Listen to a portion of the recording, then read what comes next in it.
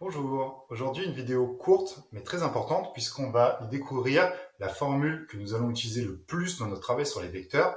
Cette formule s'appelle la relation de Schall.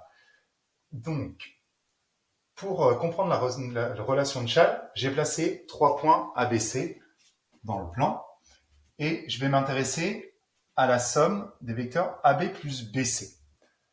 Le vecteur AB, je vais le représenter, il se trouve ici. Il part de A et il va en B.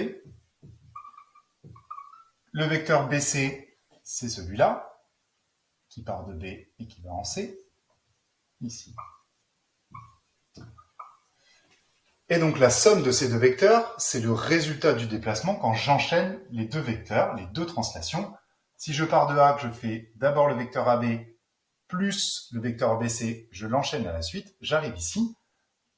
Je me rends compte que je suis parti de A, que je suis arrivé en C après avoir fait la somme de ces deux vecteurs, après avoir fait ces deux déplacements. Le vecteur ici est donc le vecteur somme de ces deux-là. Le vecteur en rouge, ici, c'est le vecteur AB plus BC. Mais je me rends compte que si je suis parti de A et que je suis arrivé en C, il s'agit donc du vecteur AC. Donc je peux compléter et dire que AB plus BC, c'est le vecteur AC. Et je me rends compte qu'en fait, ici, pour aller de A en C, je suis passé par un intermédiaire, par le point B, mais j'aurais très bien pu passer par n'importe quel autre point du plan. J'aurais pu passer un point M complètement ailleurs, et la relation aurait toujours été vraie. Pour aller de A en C, le déplacement de A vers C est égal au déplacement de A vers M, puis de M vers C. J'aurais donc pu utiliser n'importe quel autre point à la place du point B, ici, et cela aurait encore été vrai. Je peux donc écrire que pour n'importe quel point du plan M, AM plus MC est égal à AC.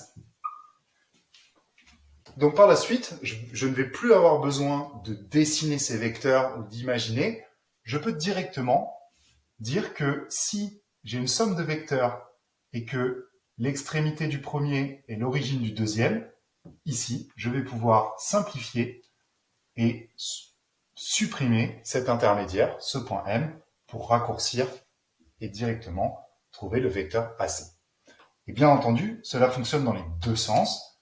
Parfois, quand j'aurai un vecteur, je vais lui donner un nom complètement au hasard, MP, je peux introduire ici n'importe quel point et utiliser la relation de Schall et trouver une somme de vecteurs qui est égale à MP. Par exemple, je n'ai aucune idée de où sont les points M et P et de comment est le vecteur MP, mais je peux introduire n'importe quel point entre les deux, M, Q plus QP. Cette relation sera vraie, quels que soient les points M, P et Q, puisque pour aller de M en P, je peux passer par n'importe quel point intermédiaire, de M à Q, puis revenir en P. Cette relation sera encore vraie. C'est ce qu'on appelle la relation de Schall.